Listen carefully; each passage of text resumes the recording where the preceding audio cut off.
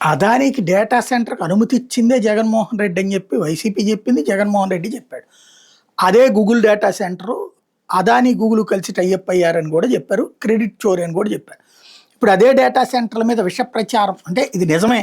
నిజాన్నే ఇప్పుడు ఆ రోజున ఎందుకు చెప్పలేదు? అప్పుడు మనం అనుమతిస్తే కరెక్టు, అవతలోడు అనుమతిస్తే తప్పని ప్రెడిక్ట్ చేయదలుచుకున్నారా? ఓ పక్కన మొన్న బొలిశెట్టి సత్యనారాయణ, ఇప్పుడు తాజాగా సాక్షి ఒక కథనాన్ని ప్రొజెక్ట్ చేసుకొచ్చి ప్రపంచవ్యాప్తంగా పలు దేశాల్లో ఏఐ డేటా సెంటర్లు ఎడాపెడా వెలుస్తున్నాయి.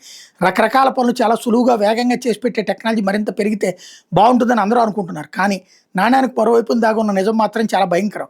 ఐక్యరాజ్య సమితికి చెందిన United nations university institute for water environment and health మేధో సంస్థ తాజా లెక్కల ప్రకారం 2030 నాటికల్లా భూమి మీద డేటా సెంటర్లు మొత్తం కలిపి ఏకాఏకిని 328 టీఎంసీలు నీరు వాడేసుకుంటాయి. దీని అర్థం ఎక్కడ డేటా సెంటర్ పుట్టుకొచ్చినా పెద్ద ఎత్తున నీళ్ళు అవసరం అవుతాయి. సముద్రపు నీటి మంచినీటిగా మార్చుకుని వాడుకుంటే గొడవే లేదు. కానీ నదులు చెరువుల్లోంచి తోడుకుంటే మాత్రం ఏరి కోరి కరువుకి బొట్టు పెట్టి పిలిచినట్టే. ఐఎన్డబ్ల్యూఈహెచ్ భూమి మీద నీటి వనరుల పరిస్థితి సమర్థ నిర్వహణ మీద నిత్యం ఒక కన్నేసి ఉంచుతూ ఉంటుంది. ఇటీవల ఏ డేటా సెంటర్లు నీటి వాడకంపై కొన్ని లెక్కలు ప్రచురించింది. దాని ప్రకారం ఇంకో 4 ఏళ్లలో డేటా సెంటర్ల అవసరాలు తీర్చేందుకు సుమారు 9.3 లక్షల కోట్ల లీటర్ల నీళ్ళు అవసరం. సుమారు 945 టెరావాట్ గంటల విద్యుత్ ఖర్చు కాబోతుంది. 1000 గిగావాట్లు 1 టెరావాట్కి సమానం. ఇంకోలా చెప్పాలంటే గిగావాట్ సామర్థ్యం ఉన్న అణు విద్యుత్ కేంద్రాలు 108 వరకు కేవలం ఏఐ డేటా సెంటర్ల నీటి అవసరాలు తీర్చేందుకు సరిపోతాయి.